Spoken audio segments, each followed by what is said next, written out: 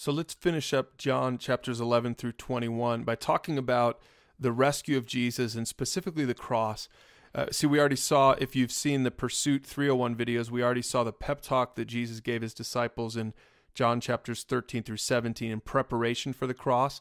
He was about to leave them, and he wanted to make sure they remembered the most important things.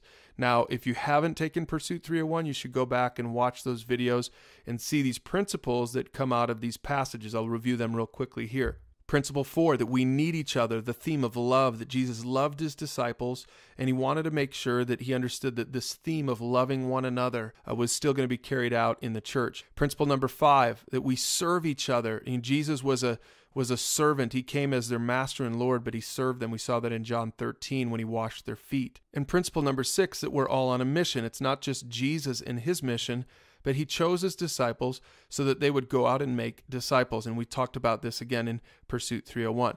But for this video, because we've already seen these in John chapters 13 through 17, let's look at some of the specifics about the death of Jesus in those last chapters in the book of John. And we'll also share some observations about Jesus' rescue mission. Here's the first one. Jesus came for a greater purpose than just establishing an earthly kingdom. We saw this in John 18:36. Jesus said to Pilate, when Pilate was interrogating him before he went to the cross, Jesus said, "I'm not an earthly king. If I were, my followers would have fought when I was arrested by the Jewish leaders. But my kingdom is not of this world." And look at what Pilate says. He replies, "You are a king then?" And Jesus says, "You say that I'm a king, and you're right. I was born for that purpose, and I came to bring truth to the world. All who love the truth recognize that what I say is true." See, Jesus talks about the fact that he came to establish a kingdom, a spiritual kingdom that's established on God's truth and God's principle. And we've seen all of this again in our Pursuit series. Here's the second thing we see, that Jesus physically suffered and died. Now, again, we're going to see this in greater detail in the other Gospels, Matthew, Mark, Luke, and John, which we'll read later on through the New Testament series. But for now, look at how it says it in John chapter 19, verse 17. Carrying the cross by himself, Jesus went to the place called Skull Hill, in Hebrew Golgotha, and there they crucified him. And there were 2 others crucified with him, one on either side, with Jesus between them. And it's important for us to know that Jesus physically suffered and died. He suffered and died because he absorbed the wrath of God, the wrath of the Father at the cross. And here's another thing we notice, and this is so central to the message of the Bible. Jesus rose from the dead. He didn't stay dead.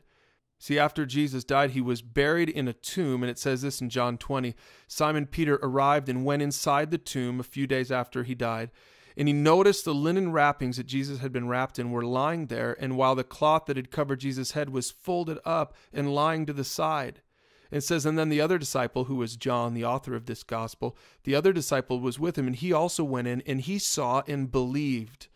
For until then, they hadn't realized that the scriptures said he would rise from the dead. And so this was so important for them.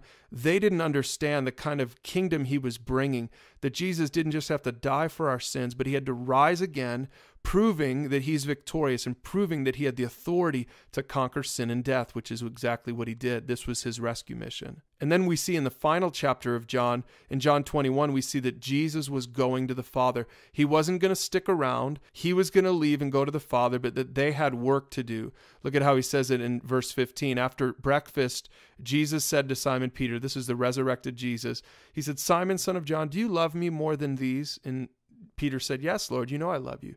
And look at what Jesus told him. "Then feed my lambs." See, Jesus wanted the disciples to disciple other people, to love other people, to share truth with other people, to be on purpose, on mission, just like Jesus was.